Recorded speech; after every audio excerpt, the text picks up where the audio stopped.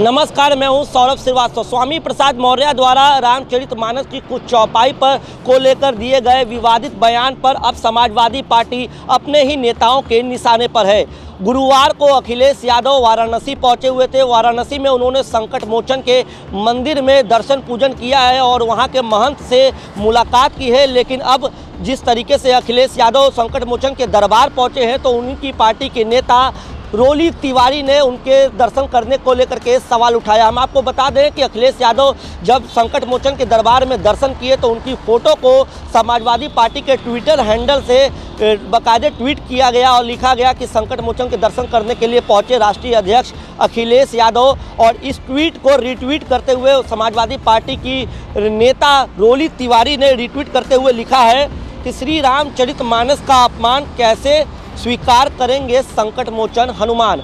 तो लगातार रोली तिवारी इस बात का विरोध कर रही थी कि स्वामी प्रसाद मौर्य ने जिस तरीके से रामचरितमानस को लेकर के सवाल उठाया है, शूद्र का जो मामला चल रहा था, अखिलेश यादव ने भी शूद्र को लेकर के बहस करने के लिए योगी आदित्यनाथ को चुनौती दी थी। तो लगातार रोली तिवारी का भी ये कहना था कि ब्राह्मणों का अपमान किया जा रहा है समाजवादी पार्टी के तरफ से। लेकिन हम आपको बता दें कि जब से स्वामी प्रसाद मौर्य ने रामचरितमानस की कुछ चौपाइयों को लेकर के सवाल उठाया था और कहा गया था कि इस जो चौपाई है रामचरितमानस में वो कुछ जातियों को इंगित करती है, जिसके चलते समाज में भेदभाव की भावना बढ़ रही है और लोग एक दूसरे से भेदभाव करते हैं। लेकिन अब जब अखिलेश यादव प्रधानमंत्री नरेंद्र मोदी के संसदीय क्षेत्र पहुंचे, धर्म नगरी काशी में वो पहुंचे हुए थे, संकट मोचन मंदिर में दर्शन किए, वहां के महंत से भी मुलाकात किए, चाय की चुस्की ली। लेकिन जब समाजवादी पार्टी के ट्विटर हैंडल से ये ट्वीट किया गया तो रोली तिवारी ने इस पर अपनी प्रतिक्रिया दी है। हम आपको बता दें कि जब से स्वामी प्रसाद मौर्य ने रामचरितमानस को लेकर के बयान दिया है तो बीजेपी और दक्षिणपंथी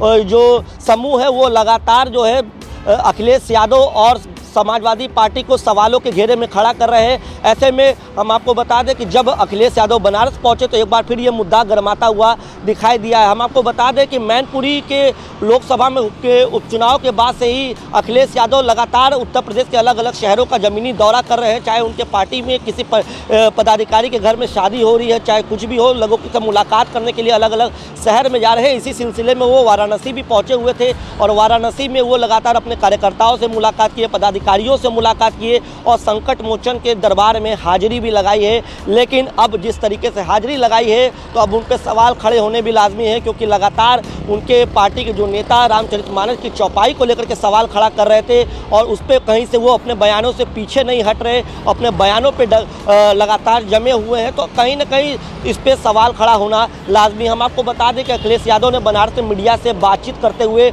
योगी सरकार को भी निशाने पर लिया है और उन्होंने कहा है कि ग्लोबल इन्वेस्टर समिट जो हो रहा है वो केवल दिखावा है। पिछले बार भी इन्वेस्टर समिट हुआ लेकिन उसकी क्या ज़मीनी हकीकत है किसी को दिखाई नहीं दी। आइए हम जाते जाते आपको अखिलेश यादव के बयानों के साथ छोड़ जाते हैं जो बनारस में पत्रकारों से बातचीत करते हुए उन्होंने योगी सरकार पर निशाना साधा है।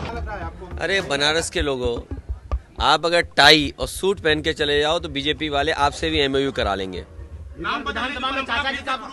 और ये जो इन्वेस्टमेंट मीट है, इन्वेस्टमेंट मीट के बहाने केवल जनता को धोखा देना है। कम से कम पिछले इन्वेस्टमेंट मीट में जो एमओयू हुए थे वो कितने ज़मीन पर उतरे और जो डिफेंस